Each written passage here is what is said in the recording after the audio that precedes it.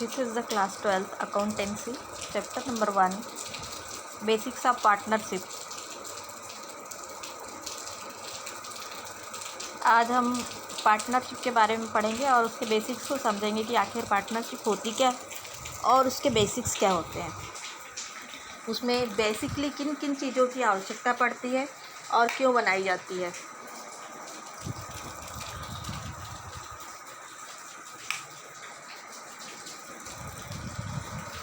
तो सबसे पहले तो हम पार्टनरशिप का मतलब समझेंगे कि पार्टनरशिप है क्या। इसके पहले हमने पढ़ा था 11th क्लास में हमने एकल व्यवसाय या सोल प्रोप्राइटरशिप पढ़ा था, जिसमें एक व्यक्ति जो रहता है वो अपने पूरे बिजनेस को ओन करता है। उस बिजनेस में होने वाले प्रॉफिट और लॉस की रिस्पॉन्सिबिलिटी उसकी रहती है। अगर लॉसेस होते हैं तो वो लॉसेस की रिस्पॉन्सिबिलिटी उसकी पूरी रहती है, जो कि वो अपनी प्राइवेट प्रॉपर्टी भी उसकी इस रिस्पॉन्सिबिलिटी को पूरा करने के लिए रिस्क में रहती है। बट जो पार्टनरशिप फर्म एक तरह से कुछ लोगों के द्वारा एक व्यवसाय को चलाने की प्रक्रिया है। कुछ लोगों द्वारा मतलब एक अकेला व्यक्ति पार्टनरशिप कर नहीं सकता, इसलिए 2 या 2 से ज़्यादा लोग एक साथ मिलकर किसी एक बिज़नेस को करते हैं, वो पार्टनरशिप कहलाता है। जिसमें उनकी जो रिस्पॉन्सिबिलिटी है, उनकी जो रिस्क है, वो बहुत सारे लोगों में डिवाइडेड हो जाते हैं। कोई एक अकेले व्यक्ति का रिस्क नहीं होता है, जितने पार्टनर्स रहते हैं उतने पार्टनर्स में वो रिस्क डिवाइडेड हो जाता है। यही है पार्टनरशिप।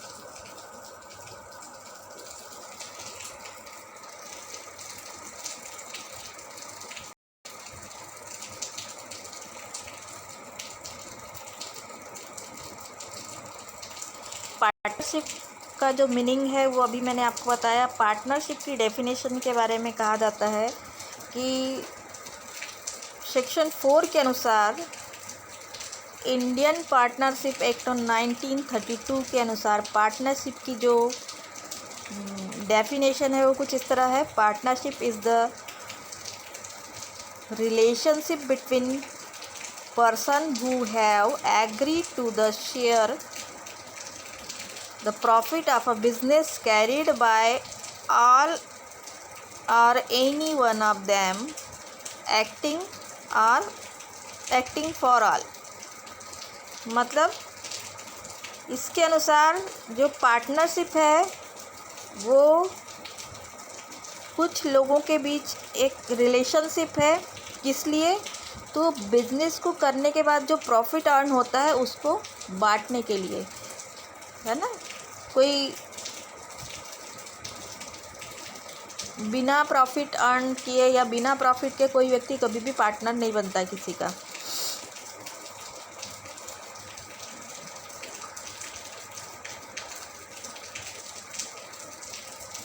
इसकी जो कैरेक्टरिस्टिक्स है पार्टनरशिप की, तो इसमें सबसे पहला है two or more than person, मतलब एक या एक से ज़्यादा व्यक्ति, 2 या 2 से ज़्यादा व्यक्ति। एक अकेला व्यक्ति कभी पार्टनरशिप कर ही नहीं सकता।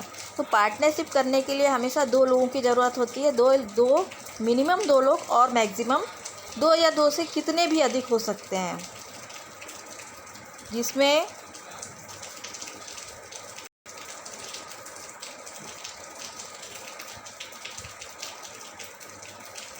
बैंकिंग कंपनी में 10 हो सकते हैं और बाकी जो दूसरी कंपनीज आती हैं उसमें 20 सदस्य हो सकते हैं। नंबर 2 आती है इसमें एग्रीमेंट बिटवीन द पार्टनर्स। इसमें क्या होता है, पार्टनर्स के बीच में आपस में एक एग्रीमेंट होता है कि भाई बहुत सारी चीज़ें उसमें उस एग्रीमेंट में मेंशन रहती हैं। जैसे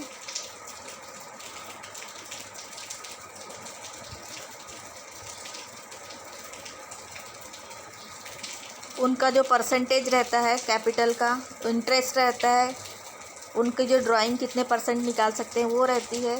फिर काम करने के लिए कोई हो सकता है कोई ऐसा पर्सन है जो उस पार्टनरशिप फर्म में कुछ अपनी सेवाएं भी देता है, तो उसके लिए उसको कितना रिम्यूनरेशन मिलेगा। ये सारी चीज़ें पार्टनरशिप जो जो एग्रीमेंट होता है उसमें मेंशन रहती हैं। लॉफुल बिजनेस, एक कानूनी तरीके से एक बिजनेस किया जा सकता है।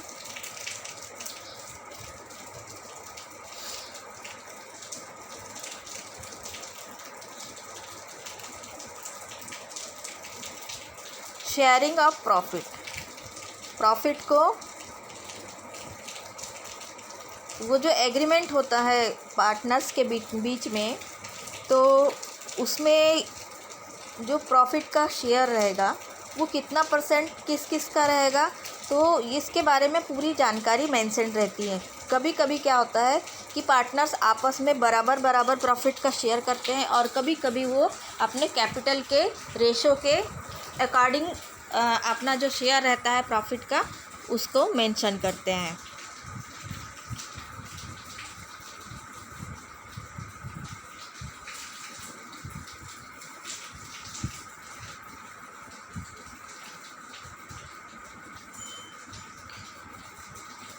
अगला है business carried on by all और any of them acting of all, acting for all, मतलब बिजनेस जो पार्टनरशिप फर्म के जो मेंबर्स रहते हैं, ज़रूरी नहीं कि वो सारे मेंबर्स जो हैं वो बिज़नेस में इन्वॉल्व हों।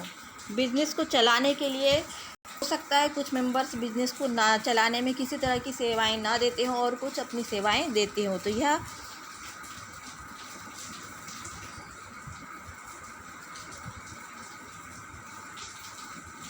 और ये जो पार्टनरशिप फर्म का जो एग्रीमेंट होता है इसको हम पार्टनरशिप डीड कहते हैं। पार्टनरशिप डीड में कौन कौन सी चीज़ें मेंशन रहती हैं इसके बारे में मैं आपको बताऊंगी। तो इसमें सबसे पहला है नेम ऑफ फर्म, फर्म का नाम, उसका एड्रेस और उसकी जो बिजनेस की मेन ब्रांच रहती है उसका नाम। Name and address of all partners, जितने भी पार्टनरशिप फर्म में इन्वॉल्व होते हैं उन सारे पार्टनर्स का नाम और उनका address. Date of commencement of partnership, partnership किस तारीख को उन्होंने पार्टनरशिप एग्रीमेंट में या पार्टनरशिप डीड में उन्होंने सिग्नेचर किए या उसको कमिट किया, उस डेट को भी इसमें लिखा जाता है। Capital contribution by each partner, सभी पार्टनर्स की कितनी कितनी कैपिटल है, कितना कितना कैपिटल उन्होंने कंट्रीब्यूट किया है, कितना कितना कैपिटल उन्होंने अपने पार्टनरशिप फर्म में लगाई है, ये भी चीज़ इसमें मेंशन रहती है। Ratio in each profit and loss are to be shared by the partners, partners के बीच में प्रॉफिट और लॉस को शेयर करने के लिए इनका जो रेशो डिसाइड किया जाता है वो रेशो इसमें मेंशन रहता है। Salary, commission, allowance payable to persons, यदि कोई पार्टनर बिजनेस में कोई सेवा दे रहा है तो उसके अगेंस्ट में उसको सैलरी, कमीशन या कोई अलाउंस मिल रहा है तो ये भी उसमें मेंशन रहता है। Rights, duties and liabilities of all the partners, सभी पार्टनर्स की कौन कौन से राइट्स हैं और कौन कौन सी उनकी ड्यूटीज़ हैं ये भी इसमें मेंशन रहती हैं। ड्यूरेशन ऑफ पार्टनरशिप, कभी कभी हम किसी खास काम को या किसी विशेष काम को करने के लिए पार्टनरशिप फर्म बनाते हैं और उसका एक टाइम होता है और एक टाइम के बाद उस फर्म को डिसॉल्व कर दिया जाता है। तो अगर यदि हमारी फर्म इस तरह की है जो एक टाइम लिमिट के लिए बनी है तो उस टाइम लिमिट का ड्यूरेशन भी इस पार्टनरशिप फर्म का इसमें मेंशन करना चाहिए। पार्टनरशिप फर्म का जब ऑडिट होगा तो ऑडिटर को अपॉइंटमेंट करने का अधिकार किसका रहेगा, ये चीज़ें भी इस पार्टनरशिप डीड में मेंशन रहती हैं।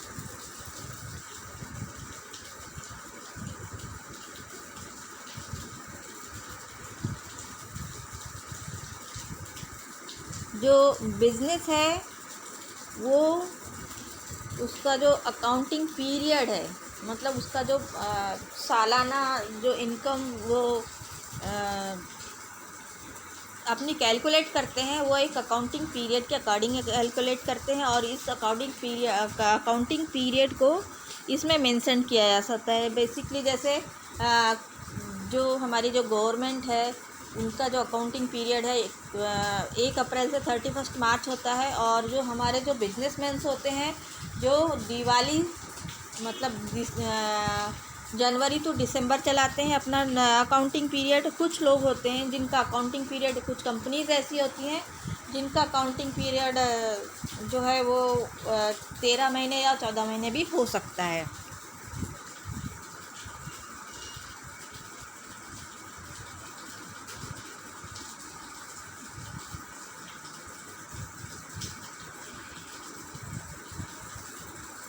जो बैंक अकाउंट, जो बिजनेस है, जो हम बिजनेस चलाएंगे पार्टनरशिप फर्म के थ्रू, तो उसका जो बैंक अकाउंट है उसको ऑपरेट कौन करेगा? उसको ऑपरेट करने के लिए और उसके जो रूल्स और रेगुलेशन को मानने के लिए जो व्यक्ति मेंशन रहेगा या जो व्यक्ति निर्धारित रहेगा, उस व्यक्ति का नाम और उसकी सारी डिटेल्स इसमें दी जानी चाहिए। अगर किसी पार्टनर्स ने अपनी जो पार्टनरशिप फर्म है उसको अगर लोन दिया है तो उसके लोन को भी इसमें मेंशन किया जाना चाहिए, और उसका जो लोन है उसमें इंटरेस्ट कितना देगा, मतलब पार्टनरशिप फर्म उस व्यक्ति को या उस पार्टनर को कितना इंटरेस्ट देगी, ये भी इसमें मेंशन किया जाना चाहिए।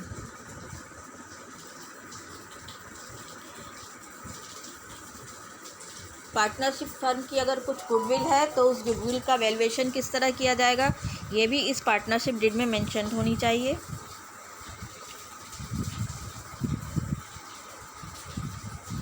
और पार्टनरशिप फर्म में अगर कोई पार्टनर जो है वो एडमिट होता है, उसका एडमिशन होता है या उसका रिटायरमेंट होता है या किसी पार्टनर्स की मृत्यु हो जाती है, डेथ हो जाती है, तो उसके अकॉर्डिंग कौन कौन से रूल्स को फॉलो किया जाएगा, ये भी इस पार्टनरशिप डीड में मेंशन रहते हैं।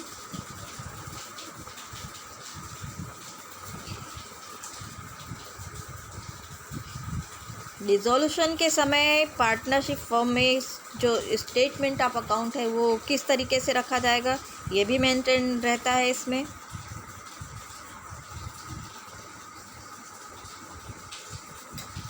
और जो दूसरे पार्टनर्स हैं उनके जो डिस्प्यूट हैं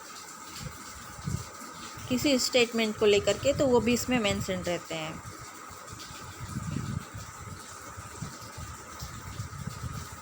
पार्टनरशिप फर्म की जो डीड रहती है उसके बहुत से एडवांटेजेस रहते हैं,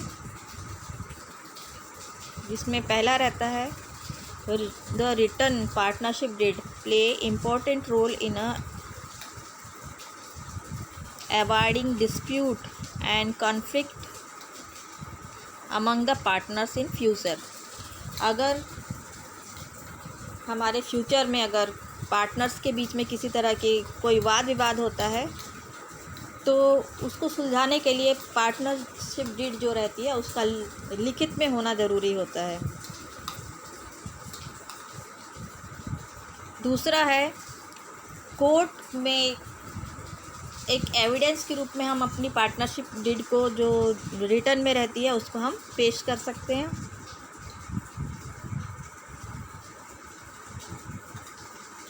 और अपने बिजनेस को स्मूथली फंक्शन करने के लिए, मतलब एकदम स्मूथली चलाने के लिए, सामान्य तरीके से चलाने के लिए, और अपने पार्टनर्स के बीच की मिसअंडरस्टैंडिंग को दूर करने के लिए हमें जो पार्टनरशिप डीड है उसको लिखित में रखना चाहिए।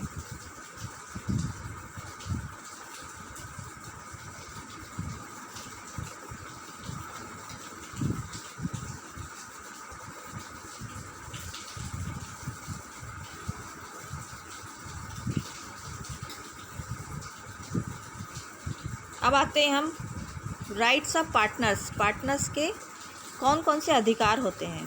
तो पहला है right to take part in management. हर पार्टनर को यह अधिकार होता है कि वो बिजनेस के मैनेजमेंट में किसी न किसी तरह का रोल अदा करे। दूसरा है right to inspect the book of accounts. हर पार्टनर्स को यह अधिकार होता है कि वो जो अकाउंट्स की बुक्स हैं उनको देख सकता है। तीसरा है राइट टू शेयर प्रॉफिट्स। अपने पार्टनरशिप फर्म का जो प्रॉफिट है उसमें उसका जो शेयर है वो उसको लेने का अधिकारी है।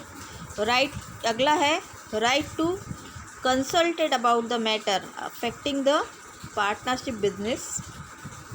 Right to retire.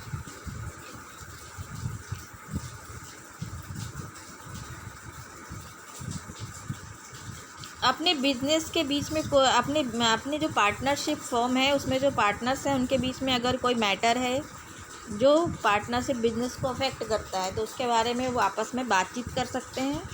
और कोई पार्टनर जो है वो अपनी रिटायरमेंट के लिए अपना अधिकार रखता है। अगर वो रिटायर होना चाहे तो वो रिटायर हो सकता है। इसके बाद आते हैं हम ड्यूटी ऑफ पार्टनर्स। पार्टनर्स की कौन कौन सी ड्यूटीज़ होती हैं। तो पहला है he should be faithful to other partners. इसको किसी भी पार्टनर को अपने दूसरे पार्टनर्स के लिए फेथफुल होना चाहिए, मतलब ईमानदार होना चाहिए। दूसरा है he should share the loss of the firm. जिस तरह से प्रॉफिट का शेयर वो लेने का अधिकारी होता है उसी तरह से फर्म जो है पार्टनरशिप फर्म का जो लॉसेस हैं उनके शेयर को पेमेंट करने की या उसकी पूर्ति करने का दायित्व भी पार्टनरशिप फर्म के पार्टनर्स को होना चाहिए। थर्ड है टू अटेंड द ड्यूटी डिलाइटनी। मतलब अपनी इसकी जो ड्यूटीज़ उसको दी जाती हैं उसको नम्रतापूर्वक अटेंड करना चाहिए या नम्रतापूर्वक पूरा करना चाहिए। फोर्थ है he should not compete with the firm. इसके बाद चौथा आता है कि जो पार्टनर है उसको अपनी फर्म के साथ में किसी तरह का कंपटीशन नहीं करना चाहिए।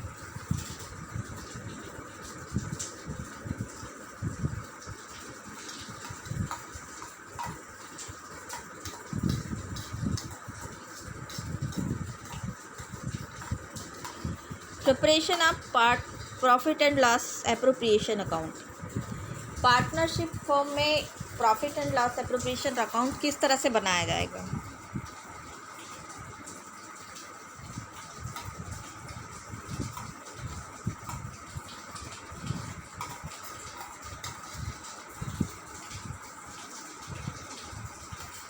अगर पार्टनरशिप फर्म में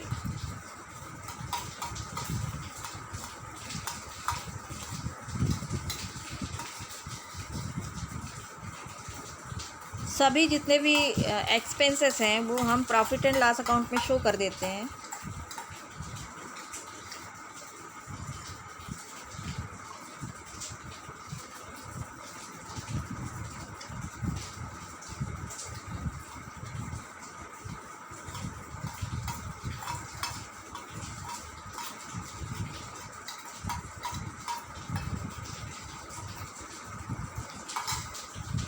तो उसका जो मेन पर्पस ये होता है कि जो पार्टनरशिप फर्म है उसका जो प्रॉफिट्स है उसका डिस्ट्रीब्यूशन पार्टनर्स के बीच में किस तरह से किया जाए।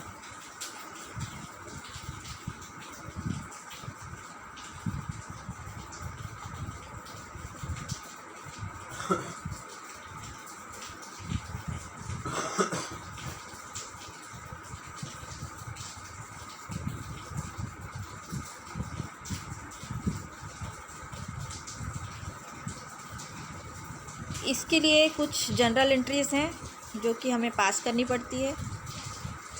सबसे पहला है प्रॉफिट एंड लॉस अकाउंट का जो प्रॉफिट है उसको profit and loss appropriation account में ट्रांसफ़र करने के लिए। तो इसकी एंट्री होती है profit and loss account debit to profit and loss appropriation account.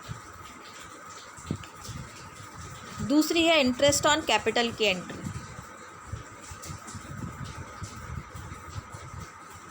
Interest on capital मतलब पार्टनर्स ने जो कैपिटल बिजनेस में लगाई है उस पर उसको ब्याज देना। तो इसमें इंटरेस्ट ऑन कैपिटल डेबिट होगा पार्टनर्स कैपिटल में करंट, और पार्टनर्स कैपिटल अकाउंट में किस तरह से बनता है? दो तरह से बनता है, एक तो फ्लोटिंग बनता है और एक दूसरा बनता है जिसमें प्रॉफिट एंड लॉस अकाउंट और करंट अकाउंट मतलब दोनों साथ में ही बनाए जाते हैं।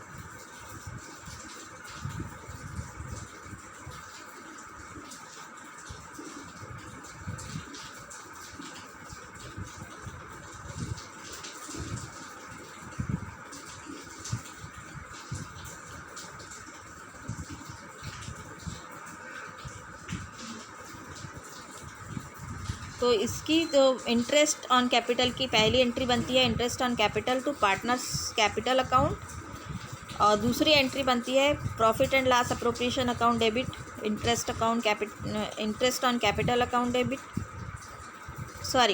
Profit and loss account debit appropriation account debit to interest on capital account. इसमें जो कैपिटल का इंटरेस्ट है उसको ट्रांसफ़र कर दिया गया है profit and loss appropriation account में।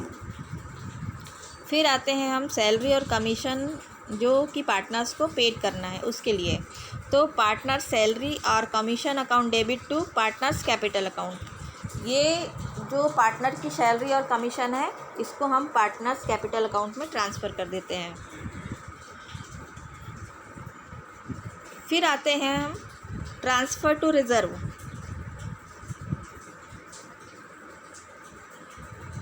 Profit and loss appropriation account में जो बैलेंस आता है उसमें से हम कुछ रिज़र्व बनाते हैं हमारी पार्टनरशिप फर्म की जो एसेट है वो बनाने के लिए या कोई लाइबिलिटी को पेड करने के लिए। तो उस रिज़र्व में जब हम और साथ में एक जनरल रिज़र्व भी बनाया जाता है जो नॉर्मल खर्चों का भुगतान करने के लिए बनाया जाता है। तो इसके लिए जो एंट्री बनेगी वो बनेगी profit and loss appropriation account debit to reserve account.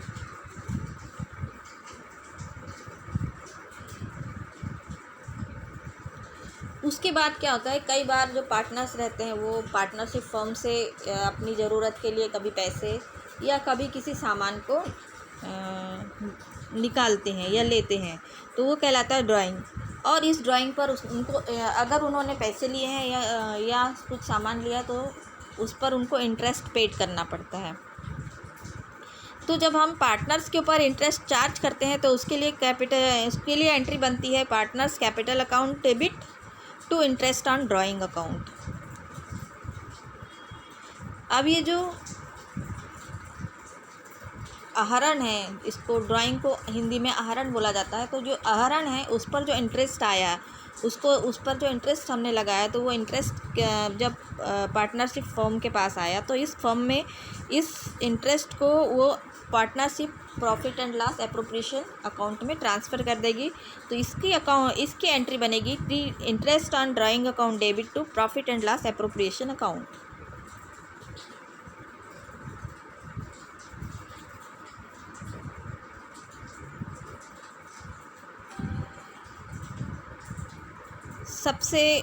इसके बाद आता है हमारे पास में कि जो पार्टनर्स हैं उनको प्रॉफिट ट्रांसफ़र करना। तो इसके लिए आते हैं हम profit and loss appropriation account debit to partners capital account. अब यहाँ पर जो ये एंट्री दी हुई है तो ये डेबिट साइड में तो एक ही एंट्री बनेगी profit and loss appropriation account, लेकिन जो क्रेडिट साइड की एंट्री है तो उसमें पार्टनर्स कैपिटल अकाउंट में अलग अलग पार्टनर्स के अलग अलग कैपिटल अकाउंट लिखे जाएंगे। जैसे कि Ram's capital account, Mohan's capital account, इस तरह से।